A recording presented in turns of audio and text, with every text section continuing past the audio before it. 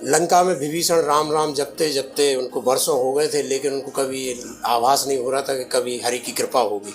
लेकिन जब हनुमान जी पहुँचे तब उन्होंने कहा कि अब मोई भा भरोसा हनुमंता, बिना हरि कृपा मिले नहीं संता। तो बुंदेलखंड की धरती ऐसी है कि जहाँ संतों का सदियों से प्रादुर्भाव हुआ है, और आज बुंदेलखंड के मुख्यालय कहे जाने वाले सागर में संतों का एक समागम, एक समुद्र, एक कुंभ उमड़ रहा है। और इसके सूत्रधार हैं महंत गोरे लाल जी, किशोरदास जी महाराज, जिनकी कृपा बुंदेलखंड पर लगातार बन रही है। पिछले कुछ वर्षों से वो लगातार आ रहे हैं, और उन्हीं के आह्वान पर जब वो वहाँ विराज गए हैं तो संत आना शुरू हो गए हैं। अंग्रेजी में जैसे कहते well begun is half done. आज अग्रदेवाचार्य और मलु पीठाधीश्वर राजनदास जी की महाराज के गुरु पूजन से ये समारोह शुरू हो गया है। और आगामी दिनों जो इसमें कुंभ में ना आ पाए, समझो अपने आप पे हरि की कृपा नहीं है। यदि हरि की कृपा है तो आप जरूर आइए। और गुरु पूर्णिमा पर हम ये संकल्प लें इस बार कि हम गुरु को जितना मानते हैं वैसे हम गुरु की मानना शुरू कर दें, क्योंकि यदि हम गुरु की मानेंगे तो फिर राग द्वेष घृणा ईर्ष्या ये अवगुण नहीं रहेंगे, न नशा रहेगा, न किसी प्रकार की व्याधि रहेगी। तो इस गुरु पूर्णिमा को बुंदेलखंडवासी सार्थक करते हैं। आज बहुत सारे यज्ञ हो रहे हैं, जप हो रहा है, सब कुछ हो रहा है, गौ सेवा हो रही, लेकिन मानसी पूजा के बारे में लोगों को बहुत कम पता है। और मानसी पूजा का इस सनातन में या इस दुनिया में एकमात्र नाम है महंत गोरेलाल जी कुंज किशोरदास जी महाराज, जो हमारे बीच हैं, जो मानसी पूजा के लिए ही जाने जाते हैं। महाराज जी थोड़ा सा हमारे दर्शकों को मानसी पूजा के बारे में बता दें। हरि शरणम हरि शरणम हरि शरणम। भक्त भक्ति भगवंत गुरु चतुर्नाम बबू एक, इनके पद वंदन किए नाश ही विघ्न अनेक। श्री ठाकुर जी की करुणा और कृपा से आपने जो भावमय प्रश्न किया है, वस्तुतः मानसी सेवा का जो भाव है, उसका जो प्रकाशन है, ये वाणी का विषय तो नहीं है, यह आत्मसात का विषय है। क्योंकि इसका तार, इसका जो संबंध है वो हृदय से संबंध है। मानसी का सीधा सीधा अर्थ निकाला जाए तो जो मन के द्वारा क्रिया होती है, सर्व इंद्रियों का राजा मन है, और मन के हारने से हार होती है, मन के जीतने से जीत होती है। और जब सर्व रूप से मन श्री ठाकुर जी के चरण कमलों में समर्पित हो जाए, मन डूब जाए और इतना रसमय मन निमग्न हो जाए कि जो लीला चित्रण हो रहा है, जो लीला देखी जा रही है, वो हमारे अनुभव में आ जाए, हृदय में आ जाए, और उस लीला के भाव तरंगों के साथ मन की एकता हो जाए, तो सीधा सीधा यदि कहा जाए तो जहाँ मन का संबंध है, मन के द्वारा जो क्रिया हो रही है, उसको हमारे भाव से मानसी पूजा करते हैं। प्रथम में मानसी पूजा मन के द्वारा की गई को मानसी कहते हैं। मन का सूक्ष्म संबंध है। मन सदैव चंचलायमान बना रहता है। जैसे जल का स्वभाव है कि उसमें तरंगें उठती रहती हैं, जल स्थिर नहीं रहता है, ऐसे मन की स्थिति भी है कि मन हिलता रहता है। पीपर का पात, दरियाव की लहर, घन और दामनी, ये कभी स्थिर नहीं होते हैं, ये सदा चलायमान बने रहते हैं। और जब तक चंचल मन वृत्ति होगी तब तक मानसी सिद्ध नहीं हो सकती है। क्योंकि जहाँ सर्व इंद्रियां डूब जाएं, उनका एकाकार हो जाए, एक रस हो जाए, तभी जाकर के मानसी सिद्ध होती है। तो हमारे आचार्यों ने इसका सुंदर भाव पुष्ट किया है कि मानसी पूजा कहते किसको है, मानसी पूजा है क्या। तो आचार्य वाणी के मतानुसार काया कुंज निकुंज मन नैन द्वार अभिराम, भगवत हृदय सरोर सुख विलसे श्यामा श्याम। काया कुंज निकुंज मन नैन द्वार अविराम। आचार्य चरण कहते तुम्हारा जो शरीर है ना यही कुंज महल है।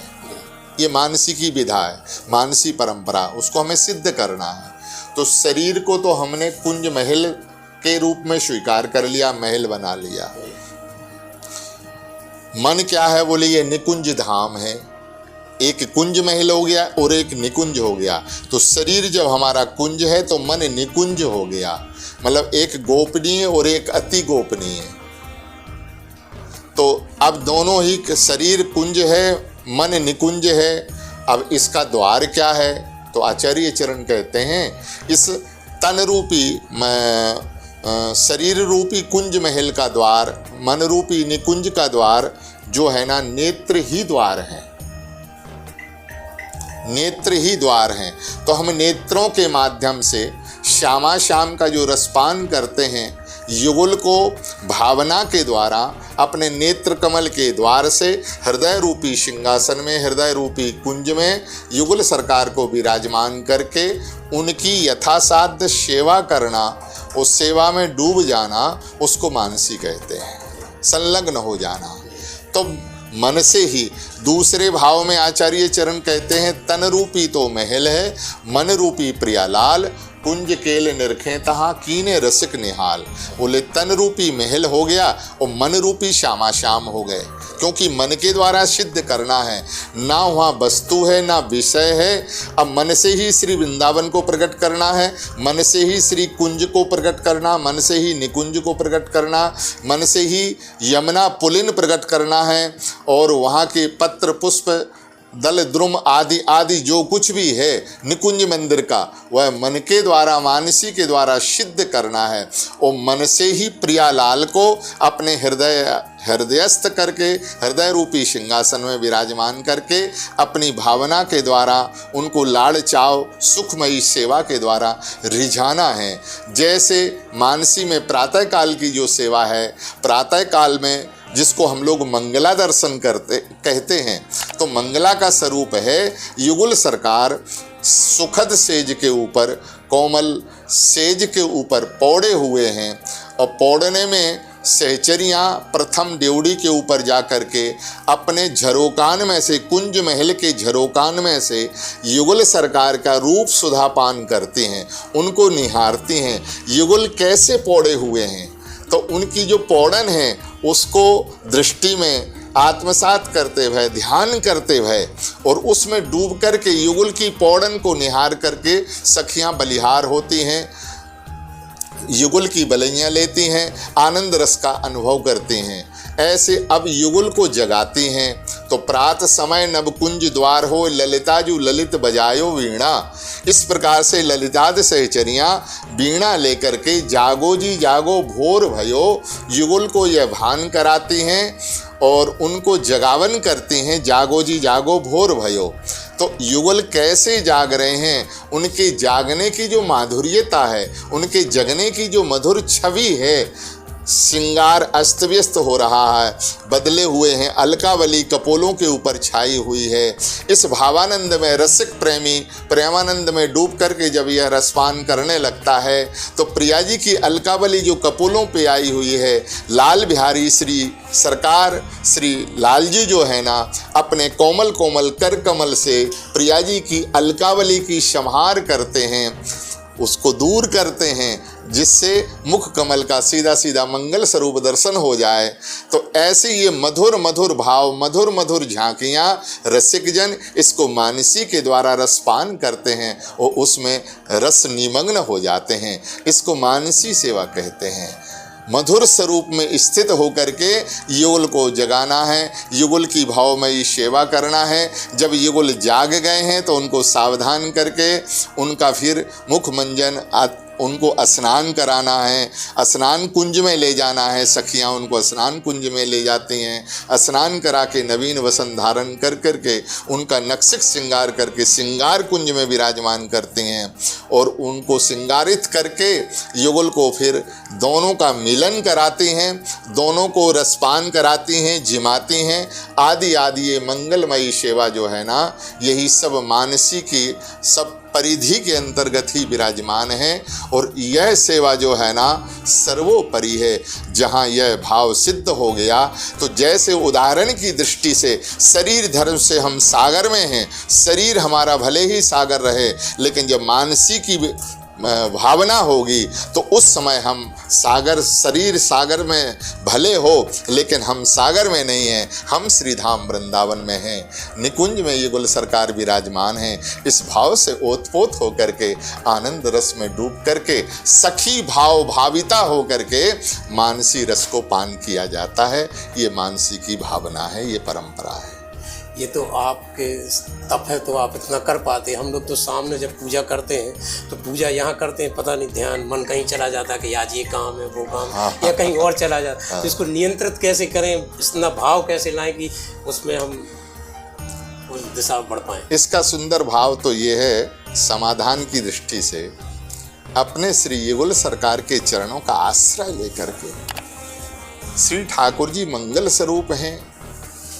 हृदय से भक्त प्रेमी रसिक आनंद विभोर होकर के जो अपने जुगल से मांगना चाहेगा, प्रार्थना करेगा, दैन्य पूरित होकर के आनंद रस में डूब करके, नेत्रों में आंसू हो, प्रेम रस से भरा हुआ हृदय हो, और उस समय अपने युगल सरकार श्यामा कुंज बिहारी बिहारिणी जी के चरण कमलों में विनती करना कि हे नाथ, यह सामान्य कोटि का यह शरीर है, ये क्षणभंगुर शरीर है, आपने अनंत अनंत कृपा करुणा करके हमें यह स्वरूप प्रदान किया है, शरीर प्रदान किया है। तो हमारी प्रार्थना है, विनती है कि आप अपनी कृपा करुणा करके हमारी मन और इंद्रियों को आप अपने श्री चरण कमलों में समाहित कर दो। जो मन चंचलाए है उस मन को स्थिर करके रोम रोम से आपका स्मरण हो, रोम रोम से आपका नाम जाप हो, वाणी पाठ हो, आदि आदि। तो ऐसी दीनतापूर्ण श्री ठाकुर जी के चरण कमलों में प्रार्थना करने से जो मन की चंचलता है वो क्रम क्रम से भगवत कृपा से वो शीतल और शांत हो जाती है, मन स्थिर हो जाता है। प्रार्थना में वह सामर्थ्य होती है कि पत्थर भी पिघल जाता है। जैसे कोई वस्तु देना नहीं चाहता है, लेकिन हम हाथ जोड़ करके करबद्ध उससे कहेंगे भैया ये हमारी विनती स्वीकार कर लो, तो वाणी में वह सामर्थ्य होती है, प्रार्थना में वह सामर्थ्य होती है। ना देने वाले का भी मन कर आएगा कि चलो भाई देव तो सही। तो फिर वो तो परम उदार चूड़ामणि हैं, रसकेश्वर हैं, रसराज हैं श्री युगल सरकार, और युगल सरकार के चरणों में की हुई विनती हमारी व्यर्थ नहीं हो सकती है। तो मन को स्थिरता करने के लिए एक ही सरलतम उपाय है कि उनके चरणों में प्रणिपात होकर के प्रार्थना करे, विनती करे कि हे नाथ, इस बिगड़े हुए मन की बागडोर आप कृपा करके अपने कर कमल में संभाल लो, तो हमारा मन शीतल हो जाएगा, शांत हो जाएगा। ये सरल उपाय है। गुरु पूर्णिमा का अवसर है और गुरु के लाखों शिष्य हैं जो तो बस गुरु शिष्य संबंधों पर थोड़ा सा जो कलयुग में कई बार विकृत हो रहे हैं। कई बार ऐसे लोग भी दीक्षा दे रहे हैं जिनके स्वयं के कोई गुरु नहीं है या जिनकी वाणी और चेहरे पे वो असर नहीं है, तो जिससे वो जो आदर्श स्थिति थी, जो एक भाव था, वो विलुप्त होता जा रहा है। इसको कैसे पुनः स्थापित करें? शिष्यों की गुरु के प्रति आस्था, एकलव्य ने तो अंगूठा भी दान कर दिया था, लेकिन आजकल तो शिष्य पान गुटखा भी नहीं छोड़ पा रहे गुरु के आदेश पे।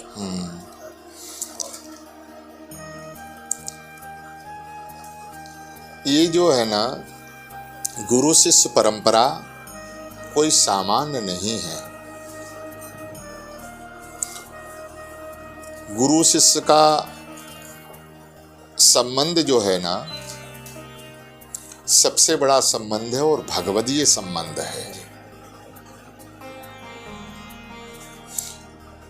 गुरुदेव कुम्हार हैं और शिष्य जो है ना घट के समान है। ये मिट्टी का आकार में जो हमें शरीर मिला हुआ है, ये मलमूत्र का भांड है। तो शरीर ही मलमूत्र का भांड है, इसमें मल के अलावा कुछ है ही नहीं है, उत्तम कोई वस्तु नहीं है। इसलिए इसको मल भांड कहते कि मल का भांड है, भरा हुआ है। सीधे सीधे शब्दों में कहें कचड़ा भरा हुआ है पूरा। गुरु वही है जो अपने शिष्य के विकारों को नष्ट करके, जैसे कुम्हार घड़े का आकार दे करके मिट्टी को ठोक ठोक के पीट के उसके स्वरूप को प्रदान कर देता है, ऐसे ही सद्गुरुदेव भगवान शिष्य के अपनी वाणी के द्वारा शिष्य के विकारों को ज्ञानोपदेश दे करके, ज्ञानमय पीठ लगा के, ज्ञानमय थप्पड़ लगा के और उसके तम को, उसके विकार को, उसके पाप रूपी कर्मों को सदा सदा के लिए समाप्त कर देते हैं और अपनी करुणा और कृपा के स्वरूप से शिष्य के हृदय को सरस और उज्जवल बना देते हैं, निर्विकार बना देते हैं। और जब शिष्य का हृदय सरस, शीतल, सुशांत हो जाता है, निर्मल हो जाता है, वह श्री ठाकुर जी के युगल सरकार के सेवा का अधिकारी बन जाता है। तो गुरु कौन है? बोले गुरु वही है जो शिष्य के विकारों को नष्ट करके और उसके अंतःकरण में श्यामा श्याम रूपी का प्रकाश कर दे, रस का प्रकाश कर दे, भक्ति का प्रकाश कर दे, श्री भक्ति महारानी को हृदय कमल में प्रतिष्ठित कर दे। बोले सच्चा गुरु वही है। आचार्य जन इसके ऊपर से कहते हैं गुरु वही जो विपिन बसावे, जो ब्रजवास करा दे, बोले वो गुरु है। गुरु वही जो साधु जिमावे, बोले जो संत सेवा में लगा दे वो गुरुदेव हैं। और गुरु वही जो हरि ही मिलावे, जीवात्मा और परमात्मा का मिलन करा दे, बोले वह गुरुदेव, वो गुरु हैं। जो जीवात्मा और परमात्मा ये दो स्वरूप हैं, लेकिन जीव अपने अपने स्वरूप से पिछड़ा हुआ है, तो ऐसे पिछड़े हुए स्वरूप को पुनः उनका स्मरण करके, पुनः उनकी याद करके और अपने परमात्मा के चरणों से लिपटा दे, बोले वह गुरु है। और यदि यह नहीं कर पा रहा है तो वो गुरु के लायक नहीं है, ये आचार्य जन कहते हैं। गुरु वही जो हरि मिलावे और यह करनी बिन गुरु न कहावे। तो गुरु का स्वरूप तो सर्वोपरि है। इसलिए आचार्य जन कहते गुरु ब्रह्मा गुरु विष्णु गुरुदेवो महेश्वरा, मतलब गुरु ही ब्रह्मा है, विष्णु हैं, भगवान के स्वरूप हैं। हमारे आचार्य कहते ज्यों गुरु त्यों गोविंद, बिन गुरु गोविंद किन लह्यो, ज्यों आमाश्या इंदु त्यों निगुरा पंथ ना पावही। यहाँ तक कह दिया है, बोले जैसे निगुरा कहते अदक्ष के लिए, तो उसका कोई ठिकाना नहीं, उसका कोई पंथ नहीं। बोले जब तक शरणागति को जीव स्वीकार नहीं करता है तब तक भक्ति रस का जीव अधिकारी नहीं होता है। और यह अधिकार केवल श्री गुरु सद्गुरुदेव भगवान को प्राप्त है कि जीव को अपनी कृपा रूपी मोहर लगा करके और श्री ठाकुर जी की सेवा का अधिकारी बना देते हैं, श्यामा श्याम की सेवा का अधिकारी बना देते हैं। तो यही सच्चे गुरु और शिष्य का संबंध है कि सच्चे हृदय से जो गुरु वाक्य को अपने हृदय में आत्मसात करके जिन्होंने स्वीकार कर लिया है। गुरुदेव ने कहा बेटा यह सूर्य है, यह आम है, तो अब वो दृष्टि में संसार की भले आम ना हो, हमने मान लिया आम नहीं है, लेकिन गुरुदेव ने कह दिया यह आम है तो आम ही है। और यदि भावपूर्ण दृष्टि से देखेगा, गुरुवाणी को स्वीकार कर गए, तो आम ही दिखेगा और वस्तु नहीं दिखेगी। यह तत्व है, यह भाव है। इसलिए सच्चा सेवक वही है जो समर्पित होकर के गुरुवाणी को आत्मसात कर ले, वही है। मतलब गुरु वाक्यों में विश्वास हो जाना, ये सर्वोच्च भक्ति है, सर्वोपरि भक्ति है। आपने बुंदेलखंड में उस समय ध्यान दिया जब बुंदेलखंड का युवा नशे की गिरफ्त में है, अपराधों में लिप्त हो रहा है, लेकिन पिछले कुछ वर्षों परिवर्तन आ रहा है। जो युवा अपने बिजनेस में दिन रात लगे रहते थे, उन युवाओं को जीवन में हम आमने सामने परिवर्तन देख रहे हैं कि वो दिन रात अब शराब हो रहे हैं, या तो परिक्रमा करने जाएंगे या आपकी आराधना करेंगे, या उस अध्यात्म मार्ग पे बढ़ने में होड़ लग रही युवाओं में। इसके मूल में श्री ठाकुर जी की कृपा और करुणा है।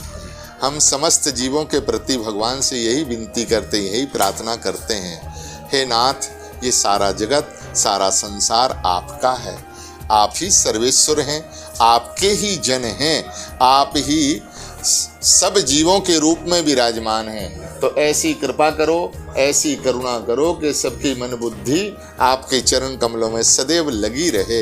ये मंगल प्रार्थना बिहारी जी के चरणों में की जाती है। तो ठाकुर जी ही अंतर्यामी हैं, सबके मन की जानने वाले हैं। अंतर्यामी सबके स्वामी सकल प्रीत पहचानते हैं। बिहारी दास निष्कामय कीरति श्री मुख बरन बखानत हैं। श्याम सबके हिये की जानत हैं।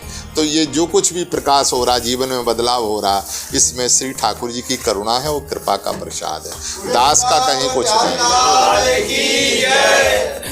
ये थे गुरुदेव, जो मानसी पूजा के बारे में आपको बता दिया। गुरुदेव ही एकमात्र ऐसे जो मानसी पूजा के एक तरह से पर्याय है, जिन्होंने इसका प्रचार प्रसार इनके माध्यम से हुआ है। जो लोग परेशान रहते हैं कि इस कलयुग में हवन पूजन की शुद्ध सामग्री नहीं मिलती, शुद्ध घी नहीं मिलता, दूध नहीं मिलता, यज्ञ हवन नहीं कर सकते, बहुत महंगे हो गए हैं, तो उनके लिए जन्मदाता गुरु मार्ग है प्रभु तक पहुंचने का। आप देखते रहिए सार्थक संवाद। अंतिम गुरु है सदगुरु चरण कमल, इनका चरण